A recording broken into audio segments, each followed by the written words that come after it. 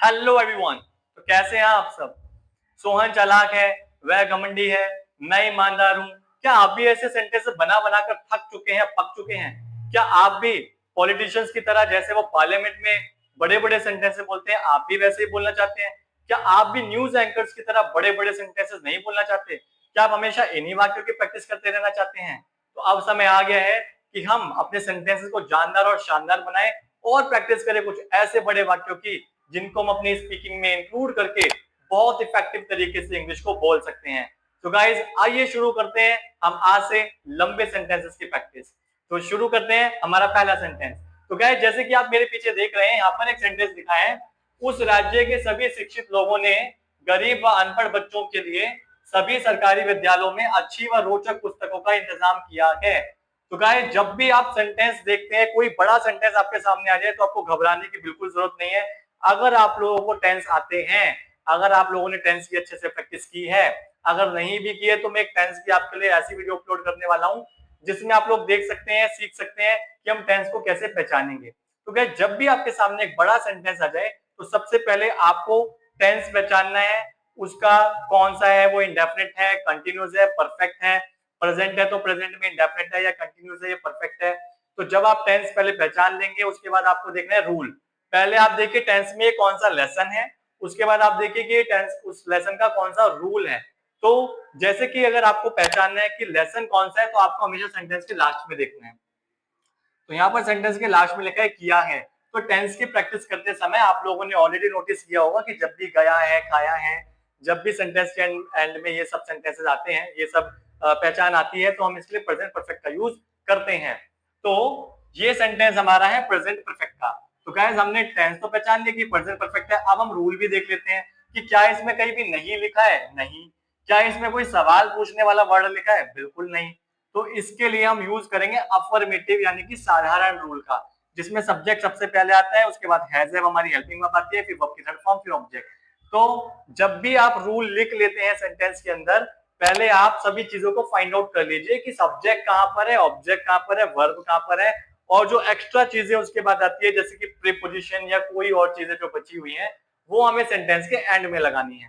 तो सबसे पहले हम देखते हैं कि अफर्मेटिव रूल है, तो सब्जेक्ट हमें ढूंढना है। तो सब्जेक्ट इसमें हम कैसे ढूंढते हैं? जो वाक्य में काम को करता है या जिसकी विशेषता बताई जाती है। तो इस सेंटेंस में लिखा है इंतजाम किया है। तो इंतजाम करने का काम यहाँ पर किसने किया है? उस राज्य के सभी शिक्षित लोगों ने। तो गाइस उस राज्य के सभी शिक्षित लोग, यहां से लेकर यहां तक हमारा पूरा सब्जेक्ट कहा जाएगा। तो सब्जेक्ट हमने ढूंढ लिया है, तो हम पहले सब्जेक्ट को लिख देते हैं। तो अगर आपको सेंटेंस ऑफ का बनाना है, तो आप सेंटेंस पीछे से बनाएंगे गाइस। अगर आपको एस का बनाना है, तो आप आगे से बना सकते हैं। अब क्योंकि मैं सेंटेंस ऑफ का बनाने जा रहा हूं, तो हम इस सेंटेंस को पीछे से शुरू करेंगे। ऑफ और एस की वीडियो भी आप लोगों के लिए अपलोड की जाएगी, आप उसमें ऑफ और एस के लेसन भी सीख सकते हैं। तो सबसे पहले हमने देखा कि हमारे सेंटेंस में का भी लिखा है, बीच में का की क्या आ रहा है, तो हमें ऑफ या एस यूज करना पड़ता है। तो सबसे पहले हम पीछे से शुरू करेंगे। सभी शिक्षित लोग, all the educated people of all the educated people of उस राज्य, that state। अब हमने सब्जेक्ट इस्तेमाल कर लिया है। सब्जेक्ट के बाद हमें हैज हैव में से एक लगाना होगा। तो हम ये देखेंगे कि इसमें जो हमारा सब्जेक्ट है वो प्लूरल है या सिंगुलर है।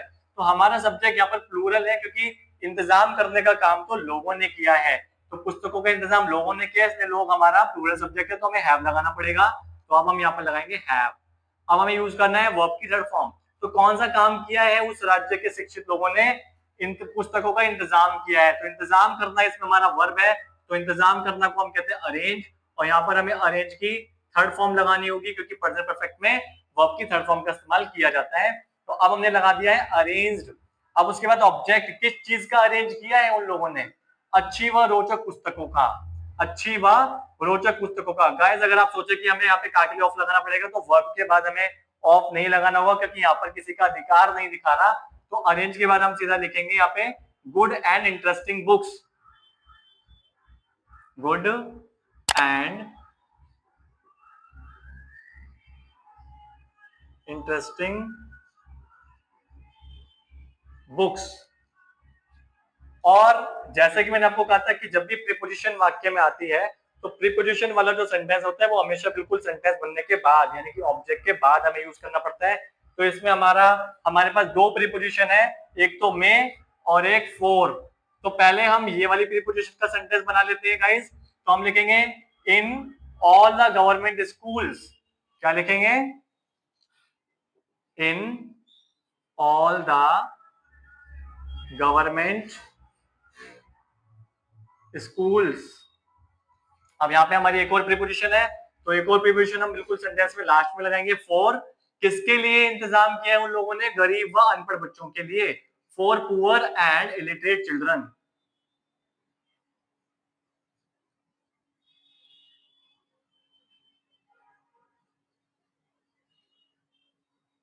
तो गाइस ये सेंटेंस हमारा यहाँ पर खत्म होता है। अगर आप ऐसे और सेंटेंसेस की प्रैक्टिस करना चाहते हैं तो अभी सब्सक्राइब करें चैनल को, क्योंकि हम आपको बिल्कुल शुरुआत से एकदम कुछ छोटे सेंटेंसेस भी हम लेंगे ताकि आपको बेसिक चीजें क्लियर हो जाए। जब आपको बेसिक क्लियर हो जाएगा तो आप ऐसे बड़े बड़े सेंटेंसेस बड़े आराम से बना सकते हैं और आप भी बोल सकते हैं इंग्लिश न्यूज एंकर्स और पॉलिटिशियंस की तरह या उन लोगों की तरह जिन्हें आप वीडियोस में सुनना पसंद करते हैं।